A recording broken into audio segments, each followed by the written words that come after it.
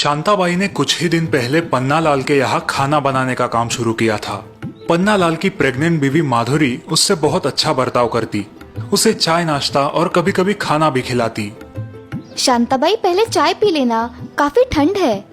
हाँ हाँ madam, P लेती हूँ। और ये मेरा एक पुराना स्वेटर है, मैंने 2 ही बार इस्तेमाल किया है, तुम चाहो तो यूज कर सकती हो। पन्नालाल अपने सोने की पेढ़ी पे सुबह जल्दी चले जाते और उसके बाद शांताबाई उनके घर खाना बनाने आ जाती। शांताबाई के हाथ में स्वाद था, उसके काम से माधुरी भी खुश थी। अब धीरे धीरे शांताबाई ने माधुरी का विश्वास जीत लिया। शांताबाई, मैं जरा मंदिर हो आती हूँ, आप घर का ध्यान रखना। जी मैम साहब, आप टेंशन मत लीजिए। माधुरी अब हर रोज 1 घंटे के लिए मंदिर जाया करती थी और घर पर शांताबाई अकेली होती थी। पन्नालाल के घर गांव के बासमती चावल की 4 बोरियां आई थी। शांताबाई के मन में लालच पैदा हो गया। यहाँ खाने वाले सिर्फ 2 लोग हैं और इतना सारा चावल है। इसमें से 2 कटोरी चावल मैं निकाल लूं तो किसी को पता भी नहीं चलेगा।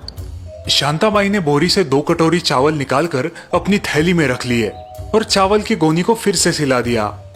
अरे वाह, आज घर वालों को पुलाव खिलाऊंगी। शांताबाई का लालच और हिम्मत दिन ब दिन बढ़ रही थी। कभी चावल तो कभी शक्कर, या कभी चाय पत्ती तो कभी आलू प्याज। पन्नालाल के घर से रोज कुछ न कुछ शांताबाई के घर पहुंच ही जाता। शांताबाई की तो चांदी हो गई थी।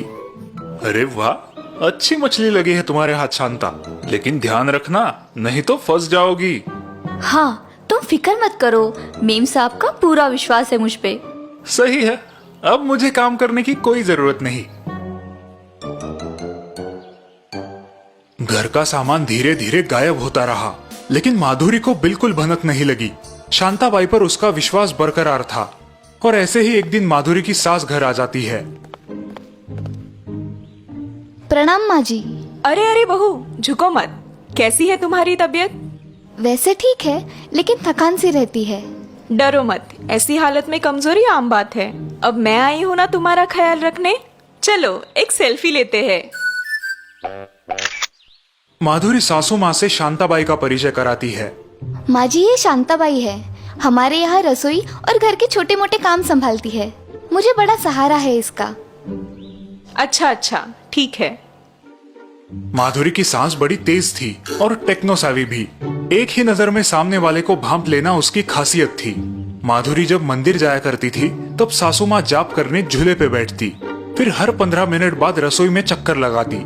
उनके घर में रहने से शांताबाई को अब चोरी करना मुश्किल हो रहा था। पता नहीं ये बुढ़िया कब वापस जाएगी। अब तो कुछ भी चुराने से डर लगता है। शांताबाई का शातिर दिमाग एक बात नोटिस करता है। जब सासू माँ जाप करने झूले पर बैठती है तब झूले की आवाज आती है और जाप की एक चाकरी पूरे होने में कम से कम 10 मिनट लगते हैं।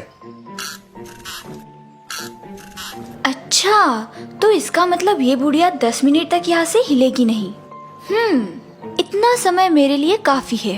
अगले 2-3 दिन शांताबाई चीजें चुराने में सफल होती है और अपने आप पर खुश हो जाती है। चलती हूँ माँ जी, सब्जी फ्रिज में रख दी है। ठीक है। जैसे ही शांताबाई घर से निकलती है, उसके हाथ की फूली हुई थैली देख के सास की आंखें चमक जाती है।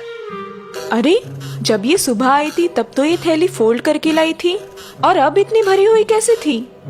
अगले दिन शांताबाई काम पे आती है। शांताबाई, बहू मंदिर गई है और मैं जाप करने बैठ रही हूँ। फिर मैं प्रसाद बनाने रसोई में आ जाऊंगी। जी माँ जी। शांताबाई किचन में आती है।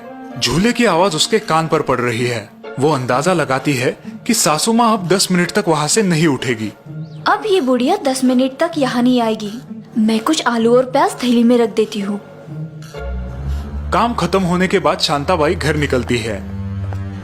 माँ जी, मैं चलती हूँ। हाँ हाँ, आज क्या बना रही हो घर पे?